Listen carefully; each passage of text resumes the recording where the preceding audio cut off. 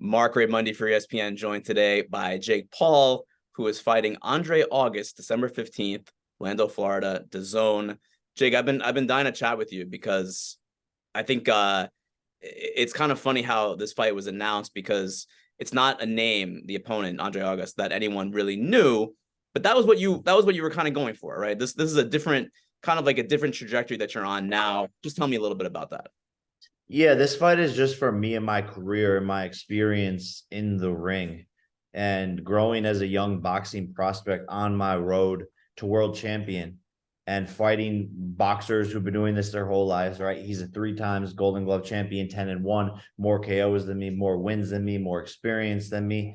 But I believe I'm the better fighter. And this is what we get to see and find out. But challenging myself so that further down the line, when I'm in bigger fights against tougher guys, I've had the rounds against the pro boxers, and that's what I want. This is my journey to doing something historic here in the sport and doing the unthinkable, which is becoming world champion. And this is the path and steps to get there, just like every other boxing prospect in the sport did. The difference is that everyone had eyeballs on me first, and now I'm going down this more traditional route, and so it feels like this weird switch up. But this is the actual real name of the game, and just staying busy, active, and in shape, and in camp, and working hard.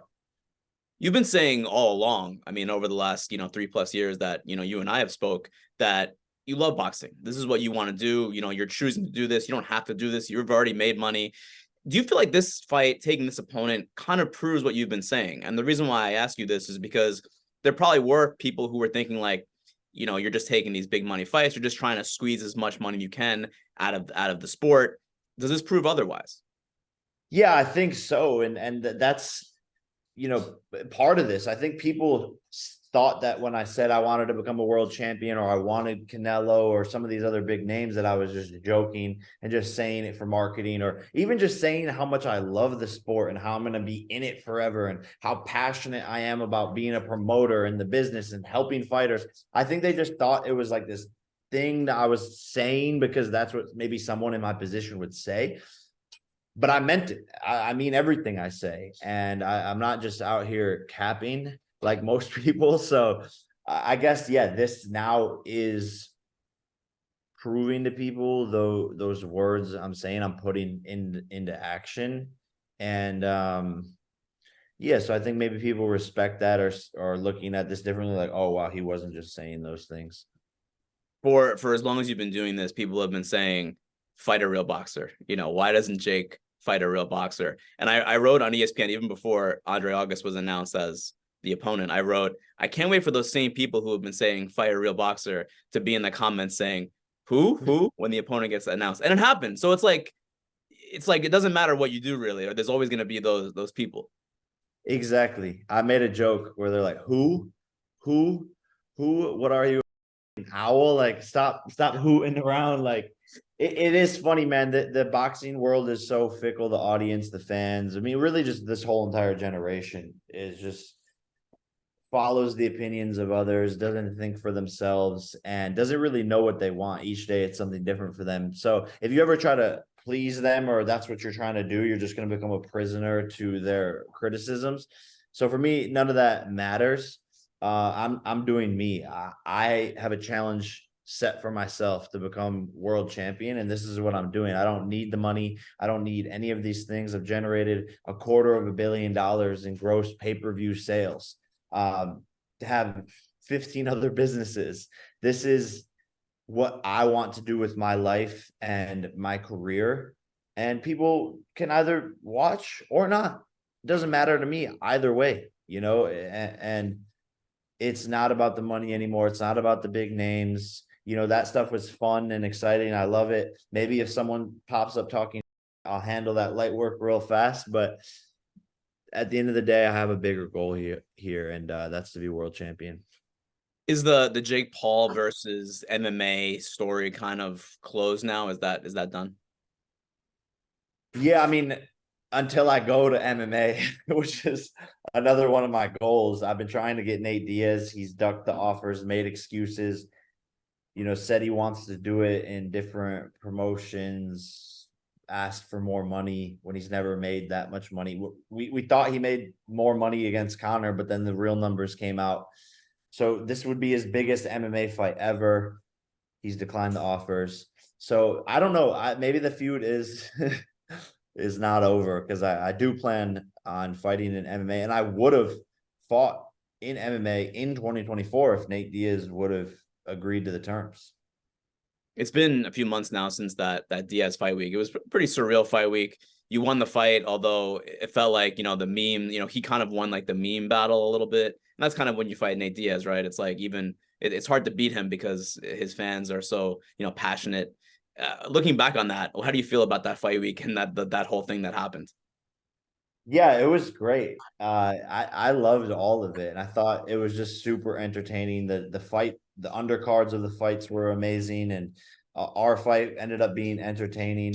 There was some back and forth moments. Ended up dropping him, and yeah, the talk after continued on, and it leaves the door open for that potential MMA bout, and that's something that's exciting. But overall, it was just a massive success. My highest ticket gate ever, my highest US pay-per-view sales ever. So just a massive event, and very, very proud of that.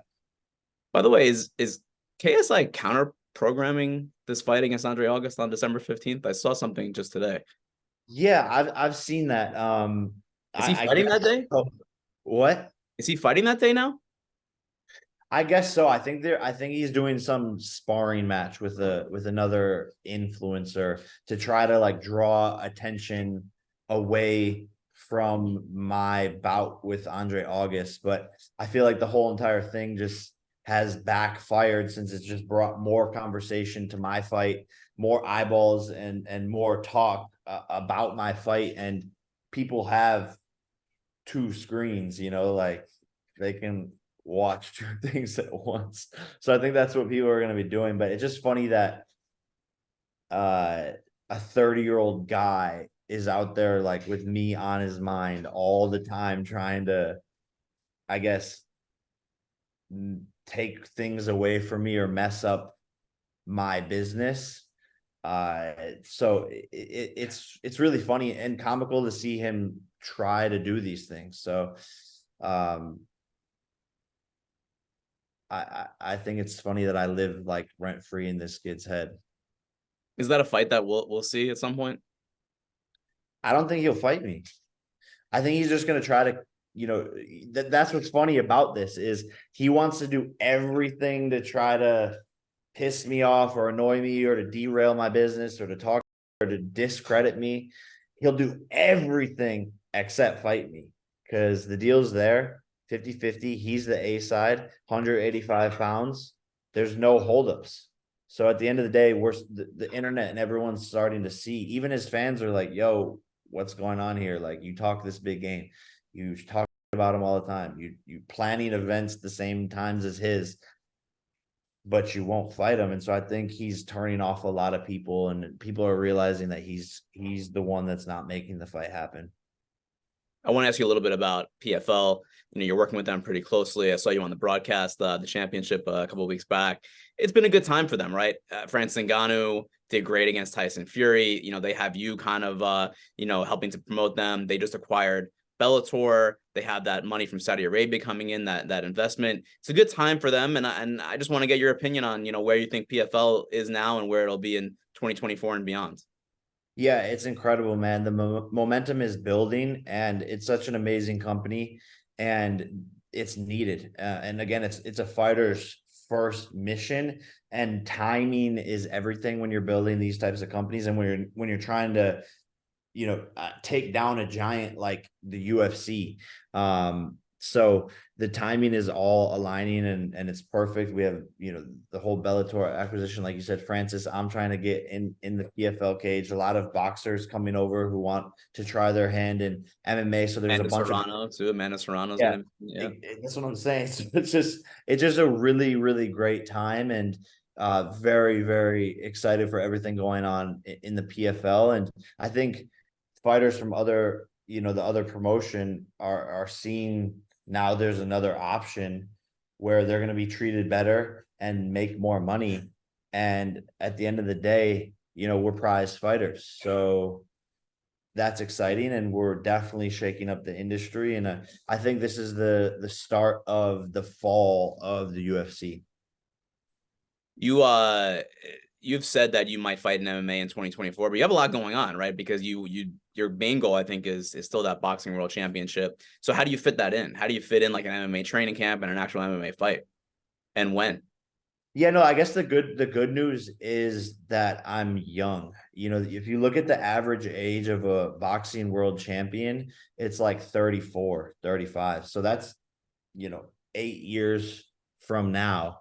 So I can, fit in these side quests if needed. And if it's something that I want to do, I think a lot of this for me too is making history, doing things differently, shaking up the game, stirring the pot.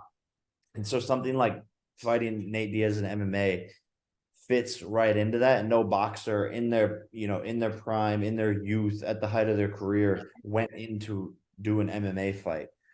They come into our sport. I want to be the first one to go into their sport. And I respect MMA fight, and they might be right. Let's find out. Let's see who comes out alive. And that's what I think makes it interesting, and why I want to put my money where my mouth is. So yeah, man, I think there's time to do all these things. It would need to be like the right opponent, right, in the right situation for you to go over and do that. Yeah, exactly. Exactly. I think it has to be a bigger name, and someone that stylistically I match up against for my first MMA fight.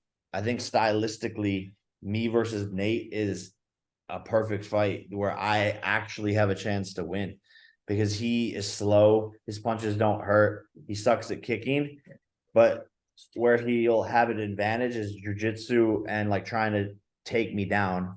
So I think I can stuff his takedowns for 15 minutes and not get submitted, and beat the striking and win the striking battle, which I already proven I can do. Do you have So I'm sorry to interrupt you. Go ahead. no, so that's really what it is, like big name and someone where it's like, yeah, the odds are stacked against me, but I think I can pull it off. Do you have like any kind of a timetable? I know you have this fight, of course, in a week against Andre August, the big one, December 15th.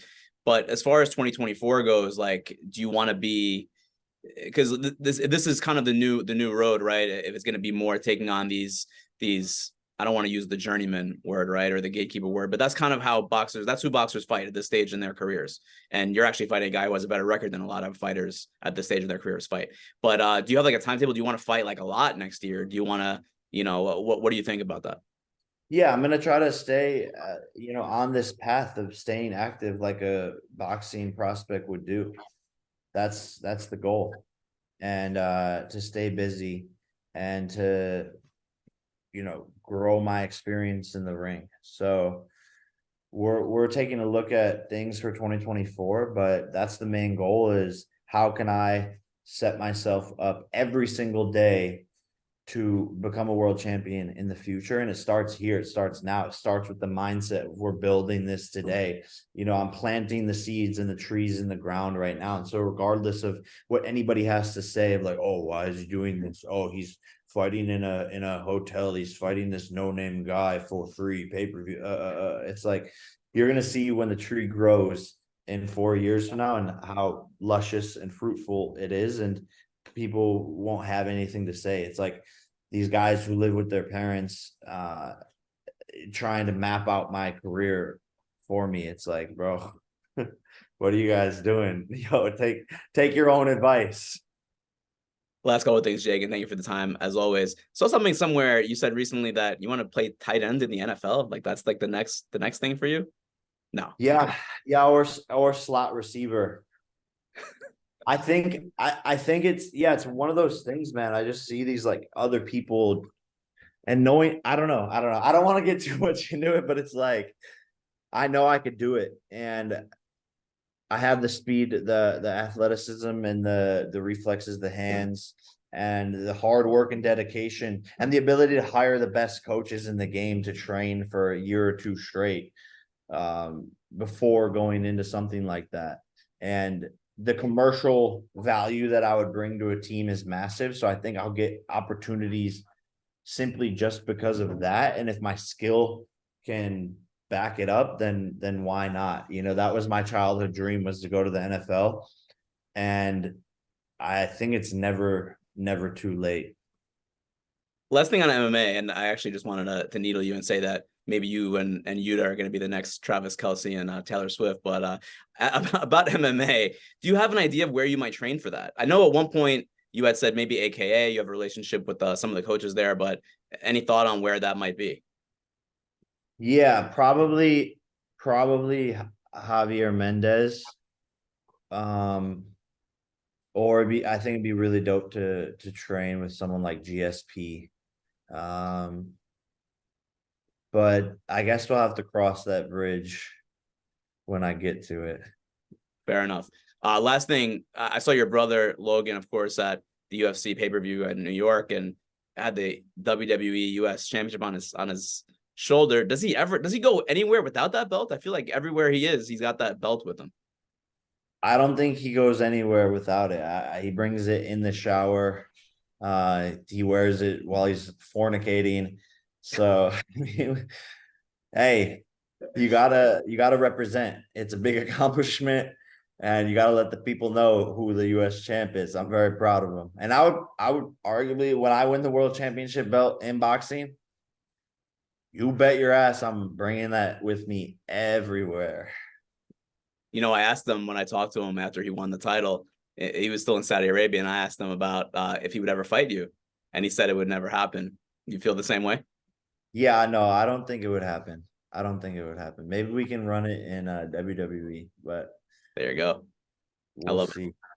Jake, thank you so much. Jake Paul, Andre August, December 15th, Orlando, Florida, live on DAZN. Really appreciate it, man. Thank you so much. Awesome. Thank you, man.